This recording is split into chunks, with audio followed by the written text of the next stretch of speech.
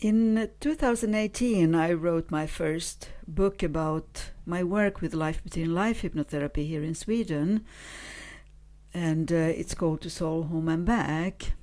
And in my last video, I started to talk about this book and read a chapter from the book. And today I'm going to read another chapter about a past life in Vienna as a medical doctor delivering babies. So with this, I'd like to give you an example of in dialogue what it's like to experience a past life, in case you haven't done that yourself. All right, so this chapter is called A Past Life as Dr. Helen in Vienna. Becoming the first Life Between Life facilitator in Sweden in 2013 made my practice very busy. After a year, I felt a longing to see an LBL colleague for a second LBL session. And I traveled to England to have a session with my Michael Newton Institute mentor, Angela Noon. This time I experienced a past life as a woman named Helen. She lived and worked in Vienna during the end of the 18th and beginning of the 19th century. She was totally devoted to her calling as an obstetrician, delivering children at a time when the death of both mother and child was very common. When she was young, she loved witty dialogues and quick dances. But as she got older, she started to wither away from working too much. She lived alone and had no children. Gradually, she became a very lonely workaholic. She died in a bed in the same hospital where she spent most of her life working. In my present life, I see myself in her. What Helen and I have in common is a passion for what we believe in. We both tend to work hard without taking time to rest and care for our physical needs.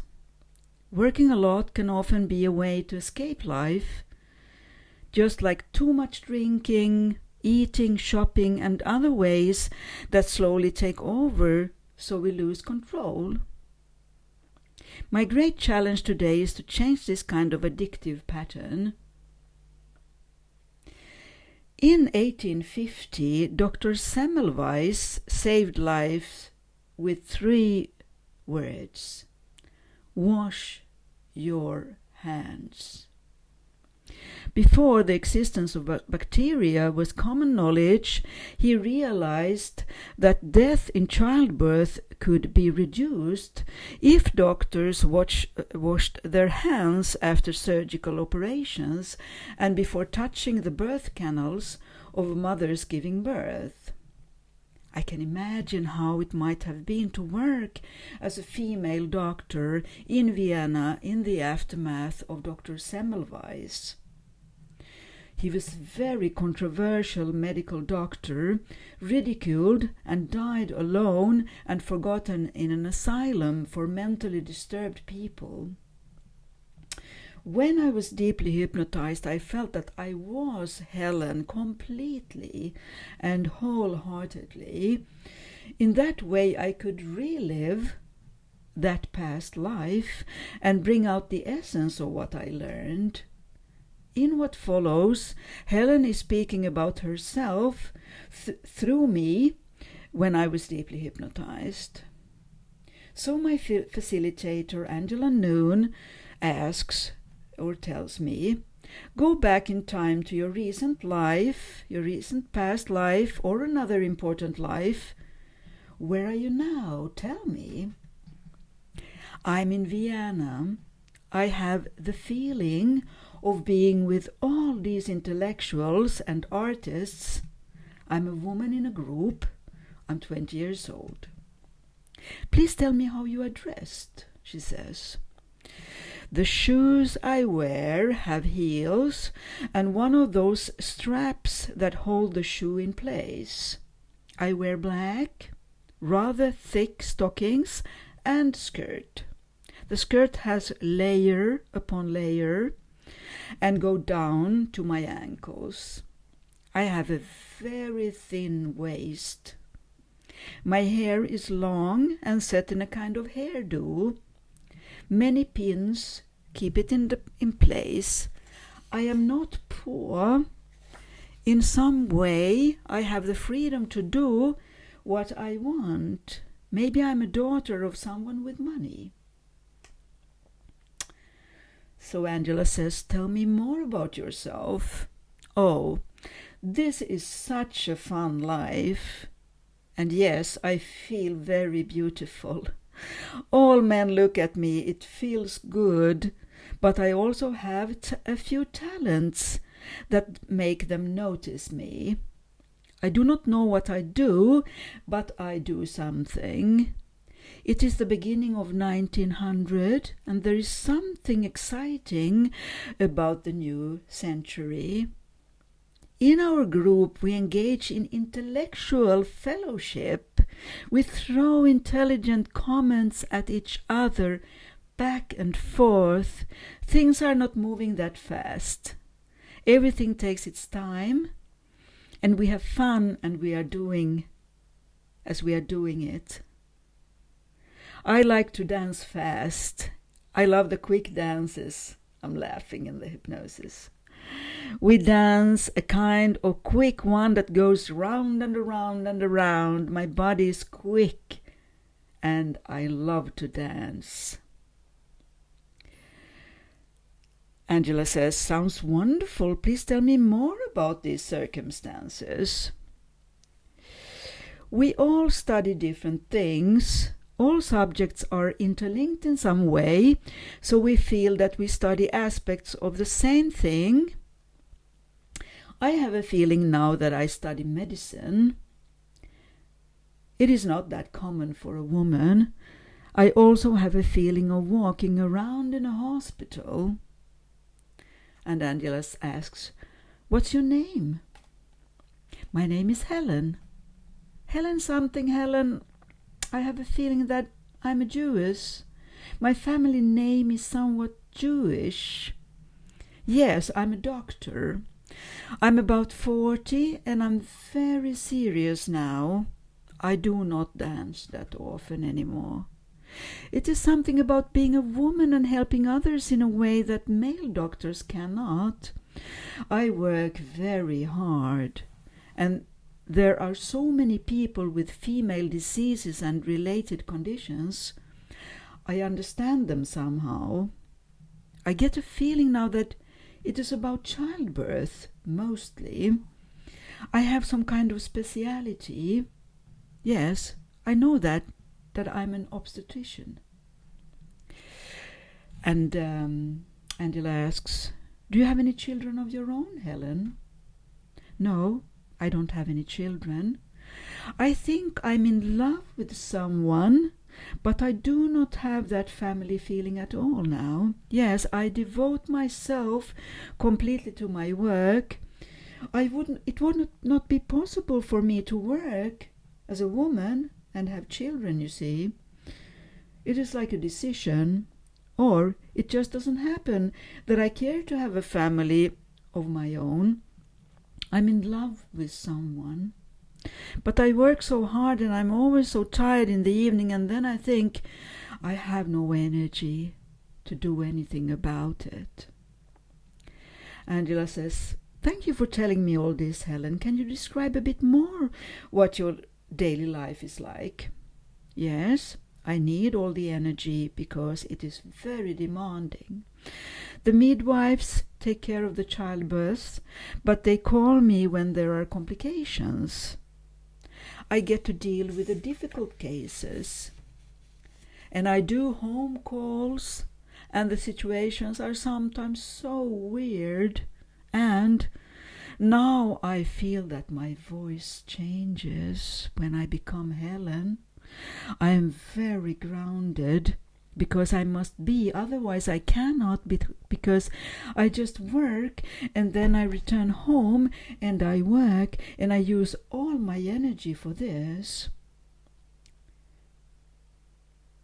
Angela says, sounds like very hard work, Helen. How do you manage?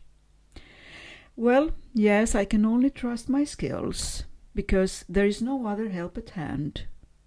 And the baby needs to come out and I must calculate the situation. I stay with the mother all the time to monitor and to see that all goes well.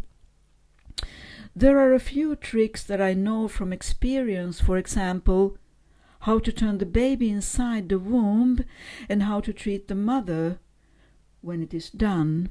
And as I'm a woman myself, I can have a better feel for it, even though I never gave birth myself. The woman relaxes more with a female doctor, so in one way or another, I managed to save a lot of children from dying and also save the lives of the mothers. Can you help me understand by explaining more in detail how you work, Helen? Angela says.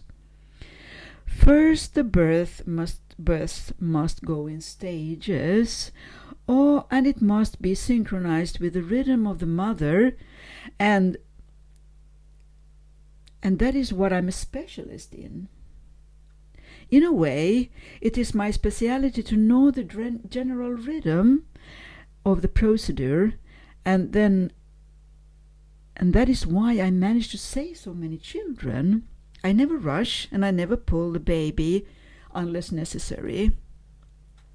I know that the mother will push her baby out at exactly the right time. I just encourage and help the baby out, of course, but I do not use any violence.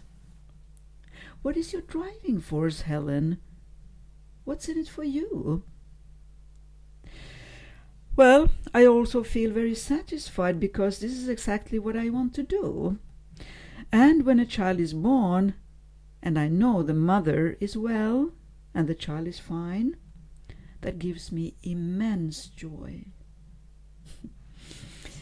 Helen, tell me, is there anybody in your life you feel close to? Yes, the most important person is Fritz, an older doctor here in the hospital. We admire each other, one could say. I feel that he is quite influential where I work. He helps me out in situations where people do not believe in me and circumstances like that.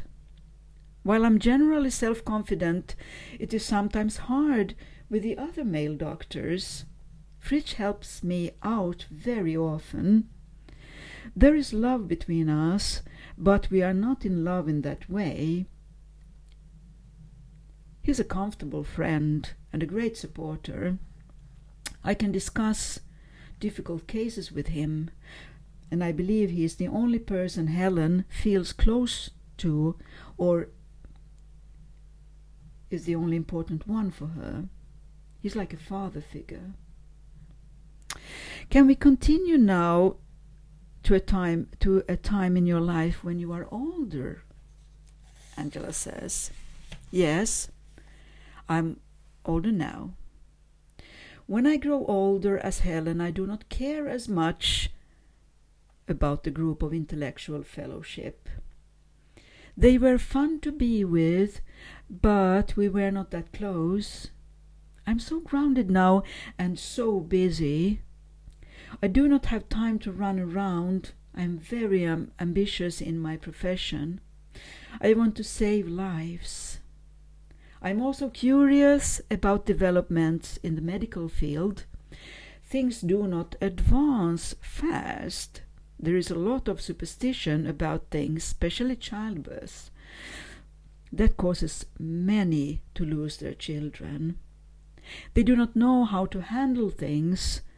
It is all rather primitive. This upsets me very much. I understand must be hard for you. How do you feel about your own body, Helen? I feel now that my stiffness is increasing. the older I become. I feel like an old maid because I have no sexuality. I can feel that my body has no physical stimulus, no sex, no tactile stimulation, just layers and layers of responsibility. I've become drier and drier, skinnier and skinnier. That's the end of the chapter. And later in the book, Angela Noon takes me to the death moment in my life as Helen, and afterwards to my journey into life between life, into my soul home, where a lot of questions can be answered. And also we talk about why in my life as Rita now, and in my life as Helen, I was working that much and to be so devoted. What do we have in common, and what can I as Rita learn? And this is the main thing from past life experience, I believe, is to ask, what do I learn from remembering such a past life or many past lives, and to learn and to do maybe better in this life. So in my coming videos, I do them in Swedish and English, one version in Swedish, one in English every time. I will continue to read from my first book, To Soul, Home and Back. And I will also interview a few people next week, and I'm looking forward to it very much, and I will share with you my passion for the soul in every video I share here. I'm very happy, of course, if you want to follow my video channel, maybe give me some likes if you think it's worth it, and maybe you want to give me some uplifting advice too, and some comments, which would be lovely. I also have a web page, and I'm on Facebook, on my personal Facebook, on my name, and also on my professional Facebook page, which is called ritaborenstein.si. So hope to see you again, and to listen to the continuation of my life as Helen, if you haven't read my book yet. Okay, take care, bye bye.